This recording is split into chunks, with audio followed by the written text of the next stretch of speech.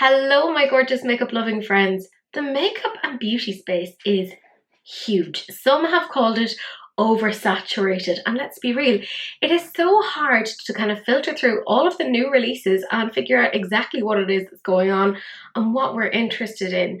There are hundreds, if not thousands, of brands out there at the moment, all in the makeup and beauty space.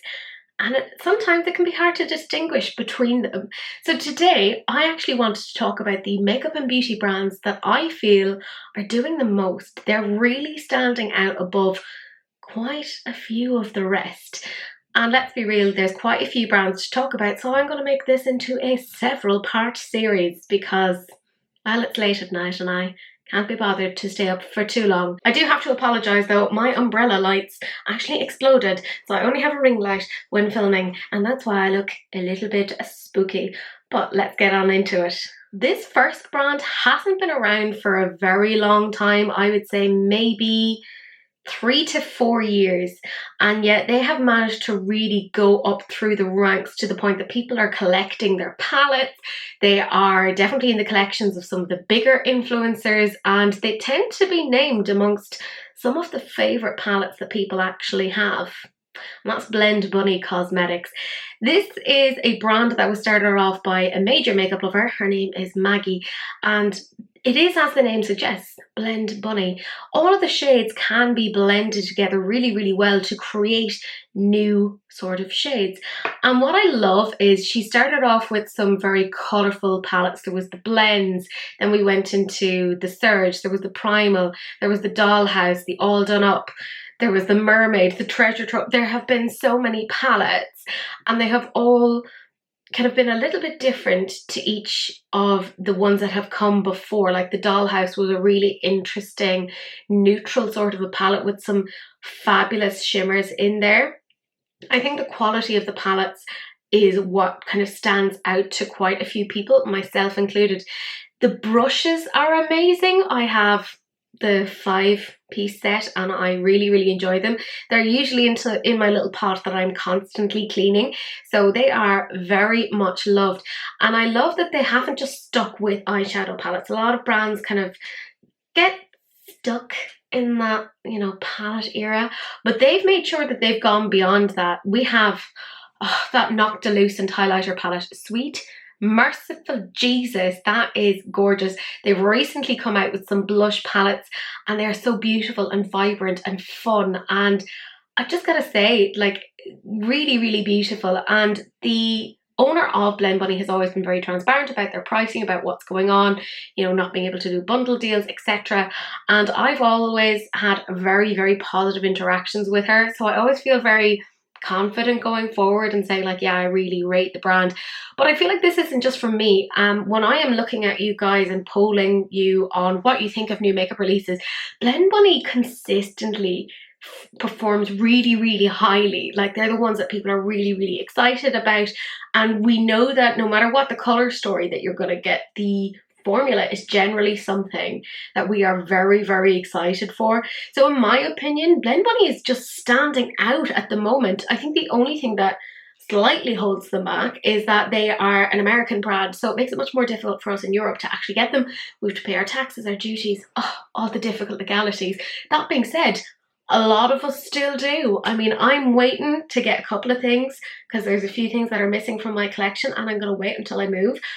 But I mean, anything I have from them, I absolutely love. I think the next big thing that I really want to see for Blend Bunny is to see them be stocked by, I don't know, like Beauty Bay. And I know that seems like a big hope, but we've seen other indie brands manage to do that as well. The likes of Coco Cosmetics, Trigwell Cosmetics, Martine Cosmetics. Lots of like little indie brands have managed to make it in, like Glisten Cosmetics. So I don't think it's outside the realms of possibility that Beauty Bay should really be thinking about adding Blend Bunny to their arsenal, because I think that would really, really help things. And I mean, I know for sure if they were stocked there, I mean, granted, their customer services and their deliveries, but like, if I could get them a little bit cheaper without having to deal with all the customs and duties, oh my god, amazing. That is literally the only thing that I can think of that is slightly holding them back. Other than that, Blend Bunny just has my heart, and I feel like it has quite a few people's hearts as well. Whenever a celebrity comes out with their own makeup line, I do a little bit of a side eye because I think to myself, how interested are you actually in makeup? Have you shown like a massive enthusiasm? For some, they genuinely do, and then for others, not so much. So again, whenever I see like a celebrity brand coming out, I'm kind of wondering how much they are actually invested in it. Do they care? But this next brand, and you know who I'm going to say here, Rare Beauty by Selena Gomez, they are doing the most. Yes, you could look at their eyeshadow palettes, and for me, I look at them and they're not wildly interesting to me. However, their formulas in general across a lot of their items are really, really good. Now, I have their highlighters, and when I tell you, like I have it on right now, and it's so beautiful, I have to remind myself that I have other highlighters. I have lots of other highlighters, but I just keep wanting to go for them. A lot of people really go with her liquid blushes. I still have to get those. They are on my wish list. Even things like her new released lip oils have been doing really well. They sold out like that. I mean, if you are not waiting on your notifications, you ain't gonna get it. Like, that will sell out. It's super exciting. And what I love is this is a brand a lot of people seem to have kind of got behind, you know, because there's a lot of goodwill towards Selena Gomez. I think because a lot of us kind of grew up with her. I mean, I didn't personally because I'm 32. So, you know, I'm a little bit older than her. So she wasn't really part of my childhood. But a lot of her demographic would have actually like grown up with her on their TV screens. And it's really nice that they have something that they can kind of link to her. She's so active on social media, on things like TikTok. And I love that she isn't just picking up her items and going, oh, go and buy this. She's picking up her items, she's using them, she's showing how she likes to use them, and you can see those items are well used, they are well loved. They haven't just been sent to her, she has been playing with them, getting used to them, kind of figuring out how she feels about them. And I really love that. Now, I know one of the things was people were saying like, oh, one of the great things about Rare Beauty is the components and it was made for people with disabilities. And that wasn't actually, like, that's a little bit of an urban myth, so to speak. It was essentially a happy accident that it happens to work in that way. And I feel like, again, that kind of resonated with an awful lot of people. She's very much become like the social media darling, you know, beyond just being an incredible actress, singer, etc. And she just seems to resonate with a lot of people for being very true. And I think that's part of why the brand is so successful, despite the fact that Rare Beauty doesn't have its namesake attached to her. It's not Selena Gomez Beauty. She's so intrinsically related to this brand because she's using it, she's talking about it, and, you know, she's very, very involved in that. So it's super interesting just to see how that has gone from height to height. I am super, super intrigued by anything that the brand actually comes out with. I feel like the quality is really, really there. I desperately want those liquid blushes. Like, they are on my list. Anything I see from them, I get a little bit excited about.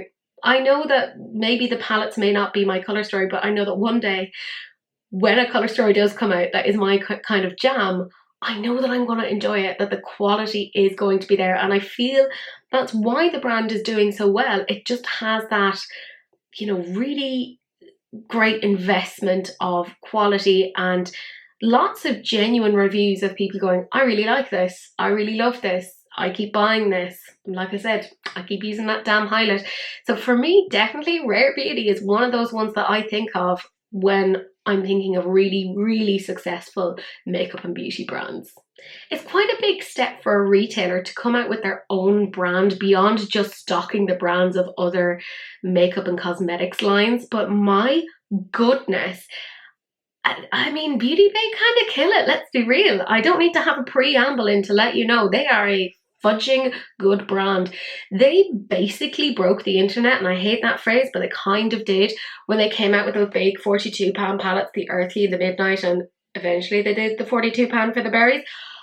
But everyone was freaking out, myself included. I was talking about giving my liver, my kidney. I mean, at this point, I am out of vestigial organs. I will give the really necessary ones to get my little mitts on Beauty Bay. The brand is just really good, really consistent. They're so affordable, like that I'm kind of like, how does this even happen? I mean, obviously they're able to buy things in bulk and that's bringing down the price, but the quality is always so good. And there's very few products that I look at within their brand that I go, nah, that ain't for me. Their eyeliners are so good. I think maybe like their liquid or their water activated liners aren't probably the absolute best that I've come across, but for the price I'm like, do you know what, it's fine. The eyeshadow palettes, do I even need to start? There's a reason why I have the disgusting collection that I have. Like at this point I think I have most, if not all, of the Beauty Bay palettes. There's a few missing, but I just know whenever I see one coming out, I know that even if the colour story isn't necessarily for me, I know that the product itself is going to be really high standard. Like nobody has any issues with them. I can't think of any like negative reviews that I've seen. Maybe I'm just so in the dark over these things. The worst thing that I can say about Beauty Bay is their customer service is generally pretty bad and their delivery service is abysmal. And it's not just me that's found out. I know other people on the internet such as Carrie Kay, etc. have had massive issues with them over the last year or two, and I think even just like without that, we are still like going off and buying these things and kind of going, yeah, just take my money, charge me via direct debit. Like we get genuinely excited about it. And they don't even have to do big sneaky launches. You know, they had to at one point to try and get us interested. Now they're the sort of brand that people like myself are trawling every couple of days to see, is there something new that you didn't tell us that you were launching? Because we want them. Now I haven't bought some of the newer things because, well, personal circumstances. That being said, I know that they are really good quality. That's the thing. Anything I've ever gotten from them has generally been good quality. Even down to their brushes, they are damn good. They only need to fix things like customer service and delivery. Beyond that, I actually think they are a damned solid company. They have the goodwill of so many people. People collect them. I mean, even their limited edition palettes. I wish they didn't do limited edition palettes because so many people get like massive FOMO and they'll go off and they'll buy them and then they're like, oh God, dear. That being said, you know, at least they are relatively affordable. It's relative to everyone. You know, £18 to some people is like cheap as chips, and then for other people it's like, no, that's a huge amount of money. For me, I just really enjoy the brand products. Other than that, I just feel there's little bits that they need to work on, but those are they're such easy fixes. It's not like me telling you, you need to totally change your formula or you need to do this. Like their mattes are some of the best. Their shimmer formula, you just have to figure out how to work with them. Sometimes you need like a spatula. Sometimes you just need to go with your fingers. Sometimes you need a good like pressed pigment brush.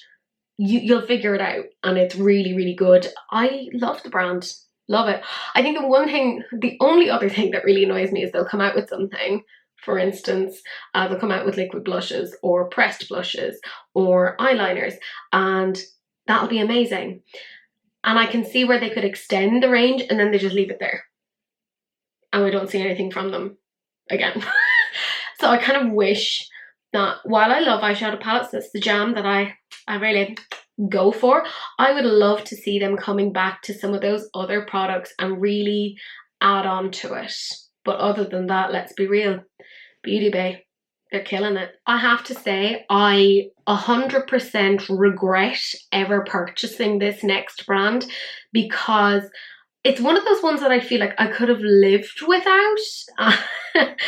You know, I could have gone through the rest of my life and been like, oh, that's totally fine. In the same way that if you haven't tasted chocolate and go through to the rest of your life, you're not really regretting not having it because you're like, I don't really know what that experience is like.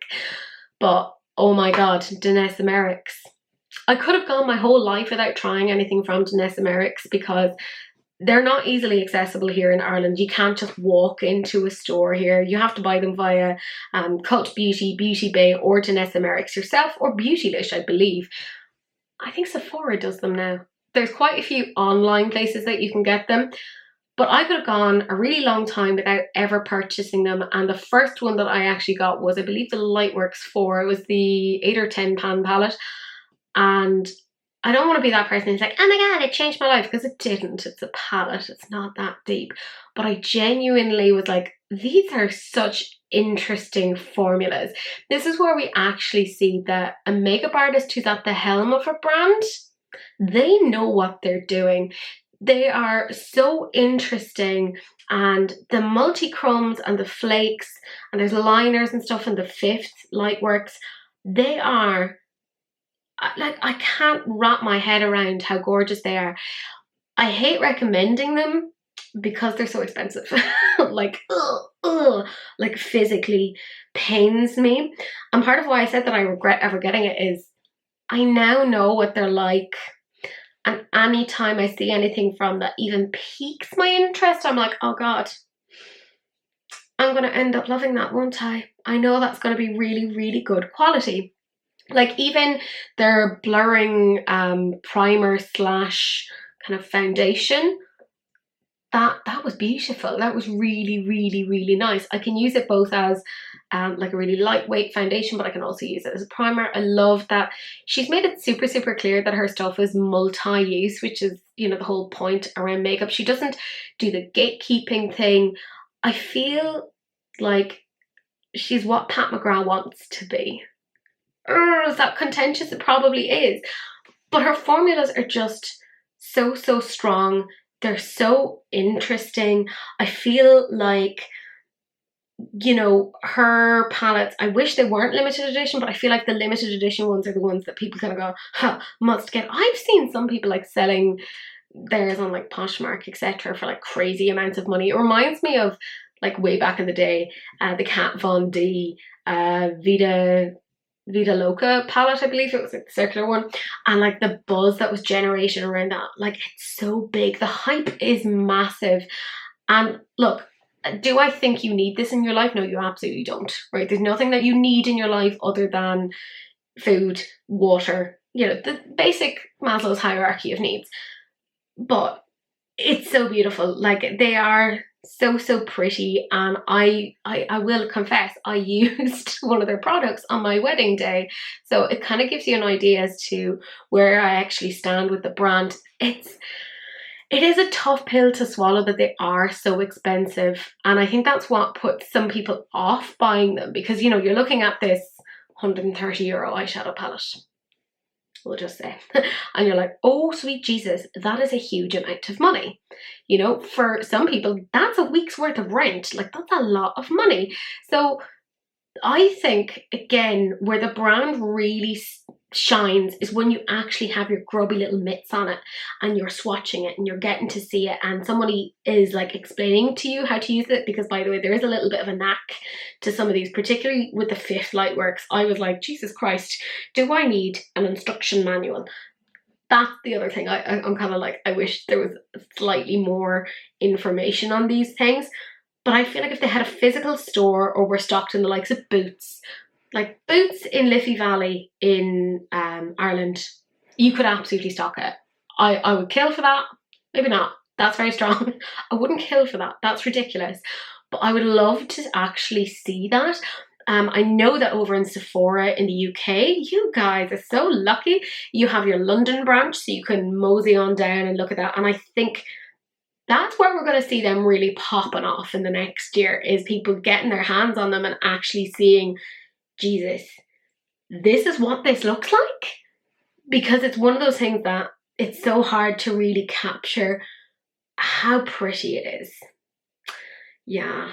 I mean, even the cream blushes that they came out with recently, the shades on those were my jam. I remember talking about it with Chrissy when she was on Releases and Rants with me, and I was like, I'm dead. Do I need it? No, I had to like genuinely try to restrain myself. I'm getting really good at not buying things. Yay me. But definitely, like, if I had all the money in the world, yeah, I'd probably own every single Danessa Merrick's palette product, etc. But I don't.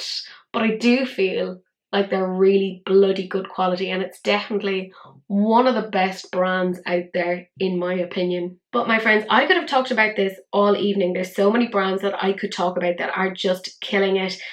Because let's be real, there are. I want to know what you guys think. Leave your comments down below as to the brands that you feel are really head and shoulders above the rest, just really doing the most. Do you agree with the brands that I talked about today? Because there will be further ones. Do let me know. But my friends, that is it. Do please like, comment and subscribe. Turn on that notification bell and do please share, because sharing is caring, except of course for STDs, in which case, wrap it up. Don't be gross. But that's it. That's the end of the video, and I will see you guys in the next one. Bye.